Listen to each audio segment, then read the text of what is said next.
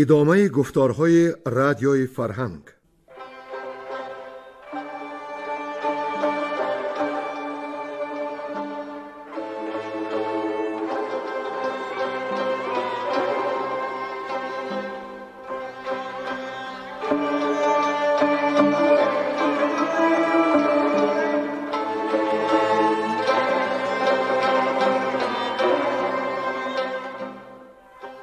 بسا رنج بردم در این سال سی، عجم زنده کردم بدین پارسی. بسا رنج بردم در این سال سی، عجم زنده کردم بدین پارسی.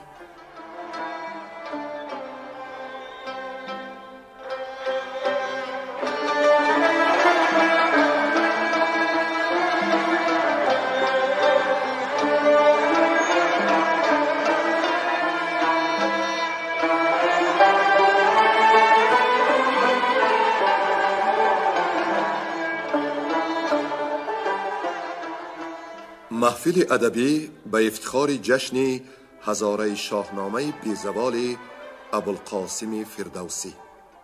صدر محفل لایق شیرالی.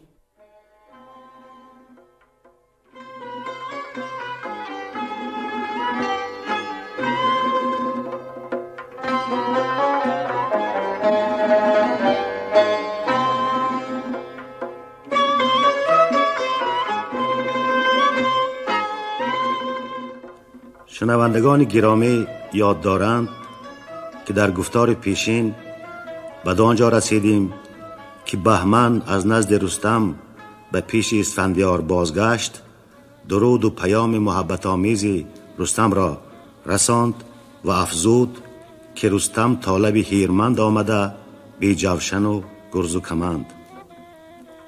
اسفندیار با صد سوار در رسید.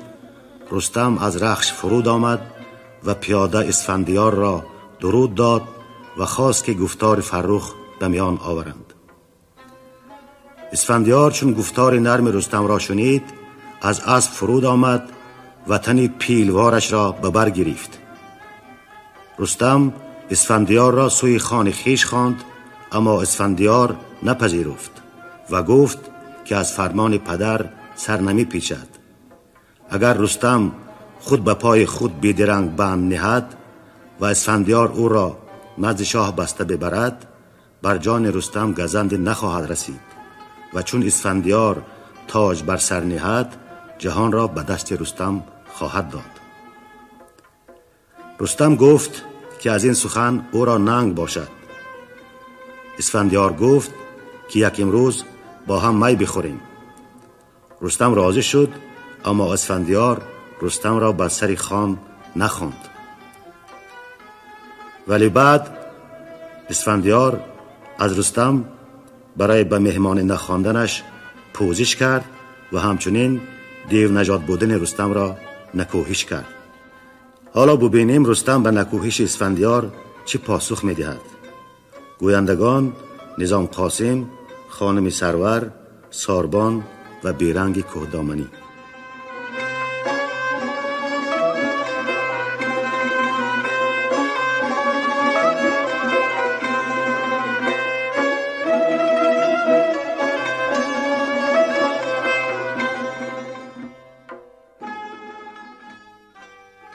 پاسخ رستم به اسفندیار و ستایش نژاد و کردار خود.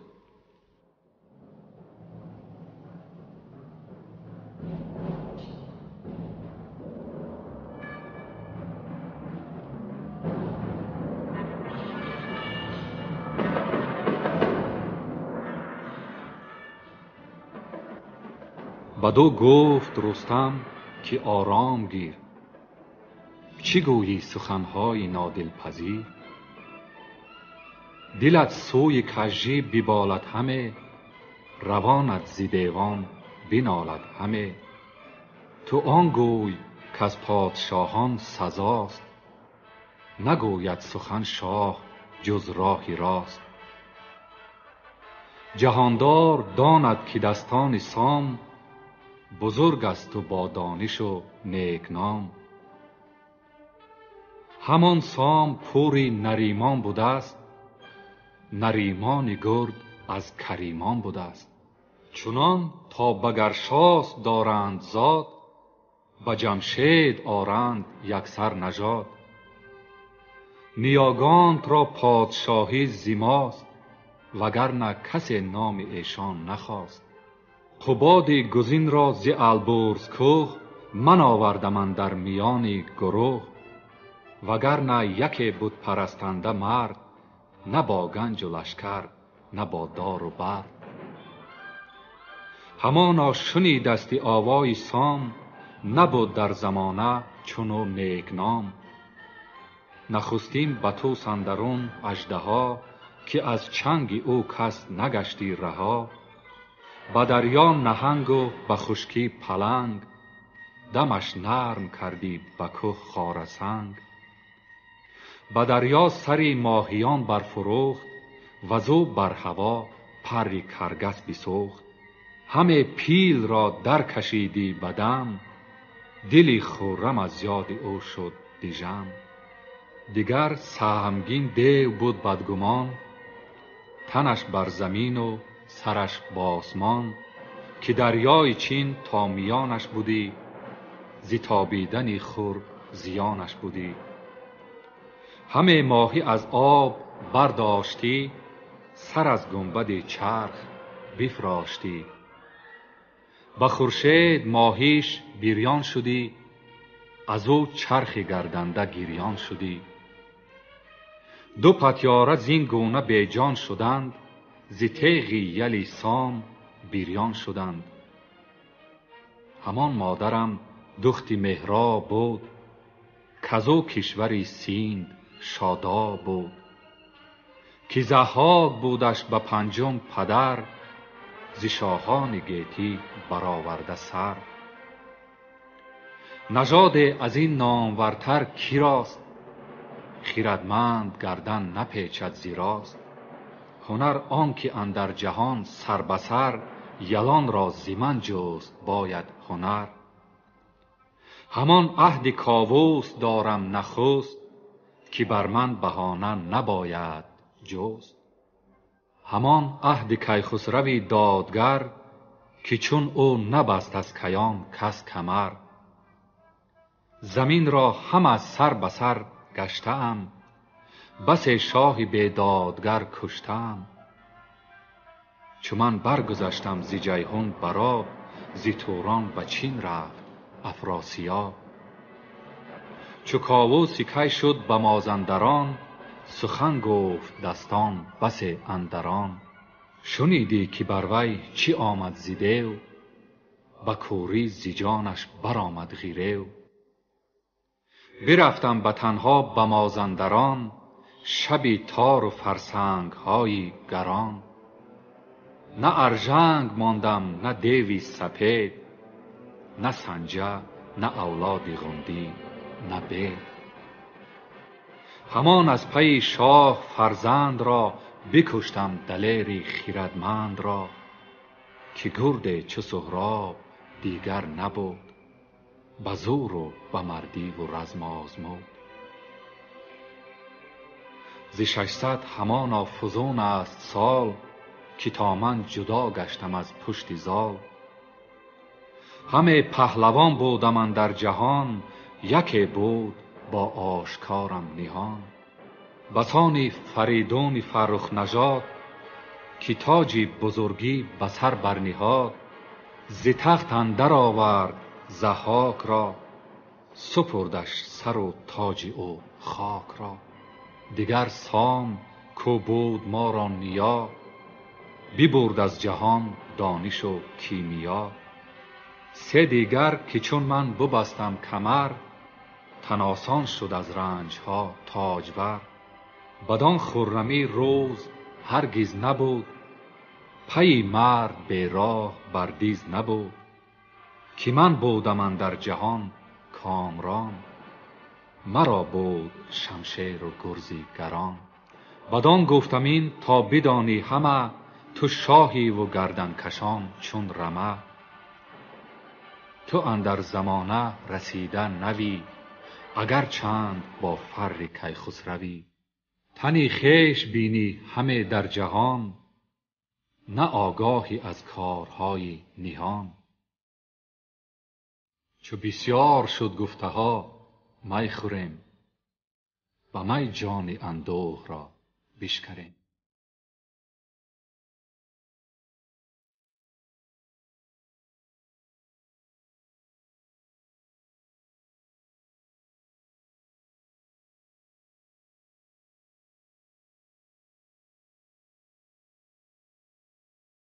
ستایش کردن اسفندیار نژاد خویش را.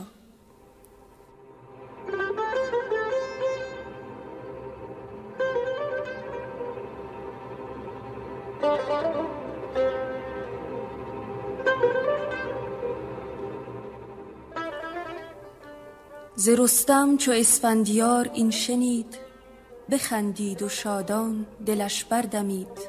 بدو گفت کز رنج و پیکار تو، شنیدم همه درد و تیمار تو. شنو کارهایی که من کردم، ز گردن کشان سر برآوردم. نخستین کمر بستم از بهر دین، تهی کردم از بت پرستان زمین. کس از جنگ جویان گیتی ندید، که از کشتگان خاک شد ناپدید. نژاد من از پشت گشتاسپ است، که گشتاسپ از پشت لهراسپ است. که لهراسپ بود پور اورندشاه، که او را بودی آن زمان نام و جاه. همورند از تخمه کیپشین، که کردی پدر بر پشین آفرین. پشین بود از تخمه کیقباد، خردمند شاهی دلش پر ز داد. همه رو چنین تا فریدون شاه، که بیخی کیان بود و زیبای گاه. همان مادرم دختر قیصر است، که او بر سر رومیان افسر است. همان قیصر از سلم دارد نژاد، نژادی به آیین و با فر و داد. همان سلم پور فریدون گرد، که از خسروان گوی مردی ببرد. بگویم من و کس نگوید که نیست، که بی ره فراوان و ره اندکیست. تو آنی که پیش نیاکان من، بزرگان و فرخنده پاکان من، پرستنده بودی تو خود با نیا. نجویم همه زین سخن کیمیا. تو شاهی ز شاهان من یافتی، چو در بندگی تیز بشتافتی. بمان تا بگویم همه هرچه هست، یکی گر دروغ است بنمای دست. که تا شاه گشتاسپ را داد تخت، میان بسته دارم به مردی و بخت. هر آن کس که برگشت از راه دین، بکشتم به میدان توران و چین. وز آن پس که ما را به گفت گرزم، ببستم پدر دور کردم ز بزم. به لهراسپ از بند من بد رسید، شد از ترک روی زمین ناپدید. سوی گنبداندیش به پیغمبری، جهان دیده جاماسپ شد لشکری. بیامد چو زان گونه ام بسته دید، از اندیشه جان و دلم خسته دید. بیاورد چندی ز آهنگران، که ما را گشاید ز بند گران. همی کار آهنگران دیر بود، دل من بر آهنگ شمشیر بود. دلم تنگ شد بانگشان برزدم، تن از دست آهنگران بستدم. برافراختم سر ز جای نشست، همه بند بر هم شکستم به دست. برفتم از آنجا بدان رزمگاه، که گشتاسپ را بخت گم کرد راه. گریزان شد ارجاسپ از پیش من، بدانسان یکی نامدار انجمن. به مردی ببستم کمر بر میان، همی رفتم از پس چو شیر ژیان. شنیدی که در هفت خوان پیش من، چه آمد ز شیران و آن اهرمن. به چاره به رویینده ژندر شدم، جهانی بر آن گونه برهم زدم. به توران زمین آنچه من کردم، همان رنج و سختی که من بردم. همانا ندیده است گور از پلنگ، نه از شست ملاح کام نهنگ. یکی دژ همان بر سر کوه بود، که از برتری دور از انبوه بود. چو رفتم همه بت پرستان بودند، سراسیمه بر سان مستان بودند. ز هنگام تور فریدون گرد، کس اندر جهان نام آن دژ نبرد. به مردی من آن باره را بستدم، بتان را همه بر زمین برزدم. برافروختم آتش زردهشت، که با مجمر آورده بود از بهشت. به پیروزی دادگر یک خدای، به ایران چنان آمدم باز جای. که ما را به هر جای دشمن نماند، به بتخانه ها در برهمن نماند. به تنها تن خیش جستم نبرد، به پرخاش تیمار من کس نخورد. سخنها کنون گشت بر ما دراز، اگر تشنه ای جام می برفراز.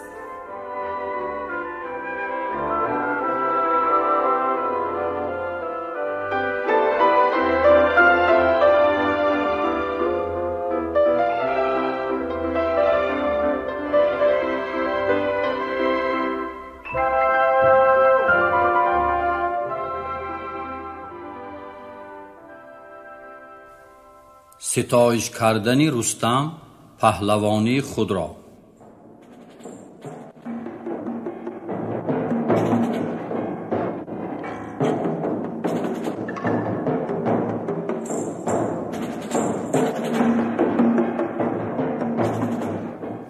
چنین گفت رستم به اسفندیار، که کردار ماند ز ما یادگار. کنون داد ده باش و بشنو سخن، از این نام بردار پیری کهن. اگر من نرفتی به مازندران، به گردن برآورده گرزی گران. کجا کور بود گیو و گودرز و توس، شهی نامور هم ز غم پرفسوس. که کندی دل و مغز دیوی سپید، کی را بود به بازوی خویشین امید. که کاووس کی را کشادی زبند، که آورد او را به تختی بلند. زبندی گران بردمش سوی تخت، شد ایران به او شاد و او نیک بخت. سری جادوان را بکندم ز تن، ستودان ندیدند و گور و کفن. در آن رزمها یار من رخش بود، همان تیغ تیزم جهان بخش بود. وز آن پس که شد سوی هاماوران، ببستند پایش به بندی گران. ببردم از ایرانیان لشکری، به جایی که بود مهتری یا سری. بکشتم به جنگ اندرون شاهشان، تهی کردم آن نامور گاهشان. جهاندار کاووس خود بسته بود، ز رنج و ز تیمار دل خسته بود. به ایران بود افراسیاب آن زمان، ابا لشکر و نامور مهتران. بیاوردم از بند کاووس را، همان گیو و گودرز و هم توس را. به ایران کشیدم ز هاماوران، همان پهلوانان و ناماوران. شبی تیره چون من برفتم ز پیش، همان نام جستم نه آرامی خویش. چو دیدم درفشان درفشی مرا، به گوش آمدش بانگ رخشی مرا، بپرداخت ایران شد سوی چین. جهان شد پر از داد و پر آفرین. گر از یال کاووس خون آمدی، زی پشتش سیاوخش چون آمدی. چو خسرو از پاک مادر نزاد، کلوهراسپ را نام شاهی نهاد. پدر آن دلیری گرانمایه مرد، زی ننگ اندران انجمن خاک ورد. کلوهراسپ را شاه بایست خواند، وزو در جهان نام چندی بماند. ز من بشنوی گرد اسفندیار، مباش ایمن از گردش روزگار. تو تکیه چنین بر جوانی مکن، ز پیری جهان دیده بشنو سخن. مکن آنچه گشتاسپ گوید همه، که او راه دانش نپوید همه. چی نازی بدین تاج گشتاسپی، بدین یاره و تخت لهراسپی. که گوید برو دست رستم ببند، نبندد مرا دست چرخی بلند. وگرنه کجا بود تاج شما، همان یاره و تخت عاج شما. تو اندر جهان پهلوانی نوی، نوایین و از تخم کیخسروی. من از کودکی تا شدستم کهن، بدین گونه از کس نبردم سخن. مرا خاری از پوزش و خواهش است، و از این نرم گفتن مرا کاهش است. ز تیزیش خندان شد اسفندیار، بیازید و دستش گرفت استوار. بدو گفت ای رستمی پیلتن، چنانی که بشنیدم از انجمن. ستبر است بازود چون ران شیر، برو یال چون اژدهای دلیر. میان تنگ و باریک همچون پلنگ، چنان گیردگه برکشد روز جنگ. بیفشرد چنگش میان سخن، ز برنا نپیچید مردی کهن. ز ناخن همه ریختش آب زرد، همانا نپیچید از آن درد مرد. گرفتان زمان دست مهتر بدست، چنین گفت ای شاه یزدان پرست. خنک شاه گشتاسپ آن نامدار، که او پور دارد چو اسفندیار. خنک آن که چون تو پسر زایدش، همه فر گیتی بیفزایدش. همه گفت و چنگش به چنگ اندرون، همه داشت تا چهر او شد چو خون. همه ناخونش پر ز خوناب کرد، بروی سپهبد پر از تاب کرد. بخندید از آن فرخ اسفندیار، برو گفت که ای رستمی نامدار. تو امروز می خور که فردا برزم، بپیچی و یادت نیاید ز بزم. چو من برنهم زین به اسپی سیاه، به سر برنهم خسروانی کلاه. به نیزه ز اسپت نهم بر زمین، از آن پس نه پرخاش جویی نکین. دو دستت ببندم برم نزد شاه، بگویم کزو من ندیدم گناه. بباشم به پیشش به خواهشگری، بسازم ز هر گونه داوری. رهانم تو را از غم و درد و رنج، بیابی پس از رنج خوبی و گنج. بخندید رستم ز اسفندیار، بدو گفت سه رای از کارزار. کجا دیده ای جنگ جنگاوران، کجا یافتی باد گرزیگران؟ اگر بر چنین روی گردد سپهر، بپوشد میان دو تن روی مهر. بجای می سرخ کین آوریم، کمان و کمند و کمین آوریم. غوی کوس خواهیم زاوای رود، با تیغ و با کوپال باشد درود. ببینی تو ای فرخ اسفندیار، گراییدن و جستنی کارزار. چو فردا بیایم به دشت نبرد، با آورد مرد اندر آید به مرد. ز کوه با آغوش بردارمد، به نزدیک فرخنده زال آرمد. نشانم بر نام بر تخت عاج، نهم بر سرت بر دل افروز تاج. کجا یافتستم من از کیقباد، به مینو همین جان او شاد باد. کشایم دری گنج پرخواسته، نهم پیش تو یک سر آراسته. دهم بی نیازی سپاهی تو را، به چرخ اندر آرم کلاهی تو را.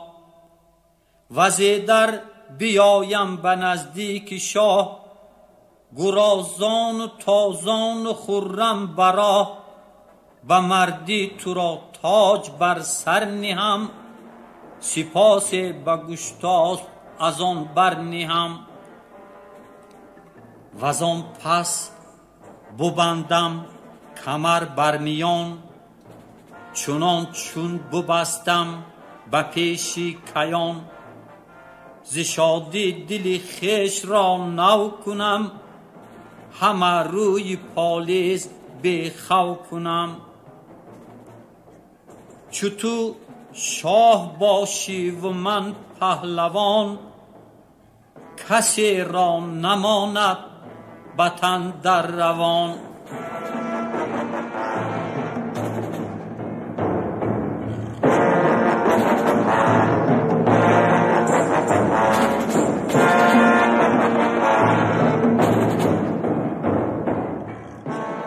می خوردن رستم با اسفندیار.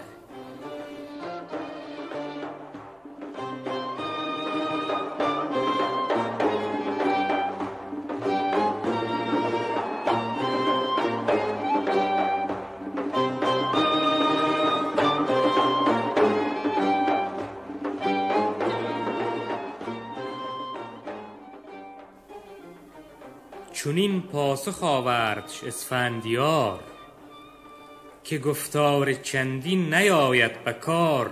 شکم گرسنه روز نیمی گذشت، ز پیکار گفتار بسیار گشت. بیارید چیزی که دارید و خوان، کسی را که بسیار گوید مخوان. چو بنهاد رستم به خوردن گرفت، بماندند از آن خوردن اندر شگفت. یل اسفندیار و یلان یکسره، نهادند هر سو به پیشش بره. همی خورد رستم از آنها همه، شگفت اندرو مانده شاه و رمه. بفرمود مهتر که جام آورید، به دودر می سرخ فام آورید. ببینیم تا رستم اکنون به می، چه گوید چه جوید ز کاووس کی. بیاورد پس جام می گسار، که بگذشته بر وی بسی روزگار. به یاد شهنشاه رستم بخورد، برآورد از آن چشمه زرد گرد. همان جام را کودک میگسار، بیاورد پر باده شاهوار.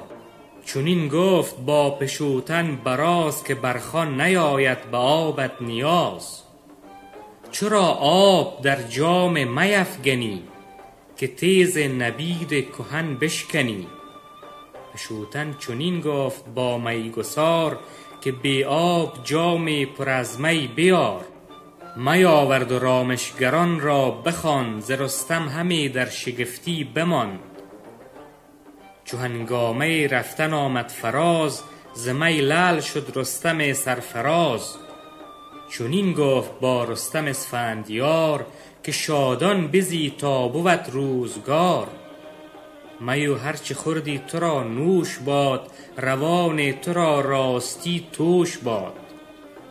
بدو گفت رستم که ای نامدار، همیشه خرد بادت آموزگار. هر آن می که با تو خورم نوش گشت، روان خردمند را توش گشت.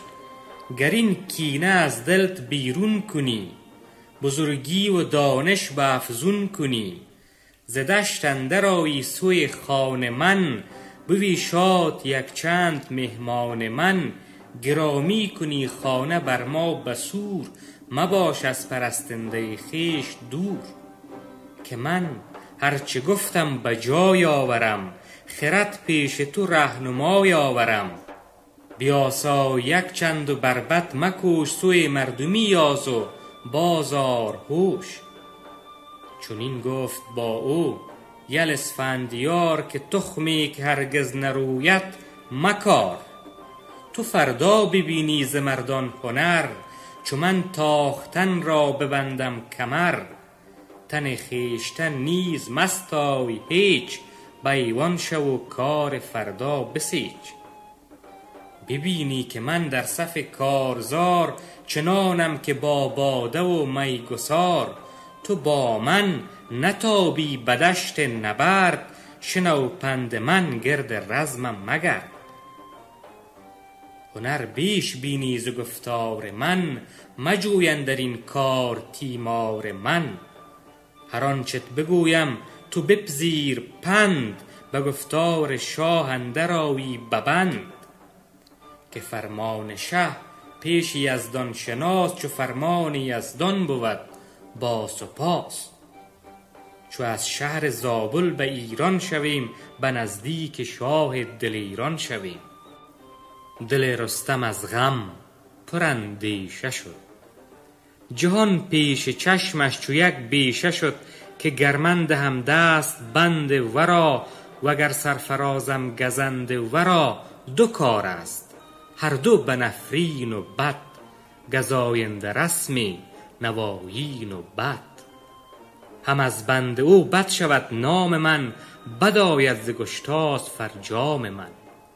چه چاره است و این کار را راه چیست، که بر کرد و ناکرد باید گریست. به گرد جهان هر که راند سخن، نکوهیدن من نگردد کهن. که رستم ز دست جوانی نرست، به زابل شده دست او را ببست. همان نام من باز گردد به ننگ، نماند ز من در جهان بوی و رنگ. وگر کشته آید به دشت نبرد، شود نزد شاهان مرا روی زرد. کو شهریار جوان را بکشت، بدان کو سخن گفت با او درشت. به من بر پس از مرگ نفرین بود، همان نام من پیر بیدین بود. وگر من شوم کشته در دست اوی، نماند به زابلستان رنگ و بوی. گسسته شود تخم دستان سام، ز زابل نگیرد کسی نیز نام. ولیکن همی خوب گفتار من، پس از من بگویند در انجمن. اگر هیچ مانیده بودی ز من، خرد بیگمان جان ربودی ز من. چنین گفت پس با سرافراز مرد، که اندیشه روی مرا کرد زرد. که چندین چی گویی تو از کار بند، بترسم که از این بند یابی گزند. مگر آسمانی سخن دیگر است، که چرخ روان از گمان برتر است. همه بند دیوان پذیری همی، به دانش سخن بر نگیری همی. تو را سال بر نامد از روزگار، ندانی فریب و بد شهریار. تو یکتا دلی و ندیده جهان، چنان دان که درد تو جوید نهان. گریدون که گشتاسپ با تاج و تخت، نیابد همی سیری از روز و بخت. همی گرد گیتی دواند تو را، به هر سختی بر براند تو را. ز روی زمین یک سر اندیشه کرد، خرد چون تبر هوش چون تیشه کرد. که تا کیست اندر جهان نامدار، که از تو نپیچد سر از کارزار. که از آن نامور بر تو آید گزند، بماند بدو تاج و تخت بلند. که شاید که بر تاج نفرین بود، و از این داستان خاک بالین بود. همی جان من در نکوهش نهی، چرا دل نه اندر پژوهش نهی. بتن رنج داری بدین دست خیش، گر از بدگمان دل نیاید ریش. مکن شهریارا جوانی مکن، چنین در بلا کامرانی مکن. مکن شهریارا دل ما نژند، میاور بجان من و خود گزند.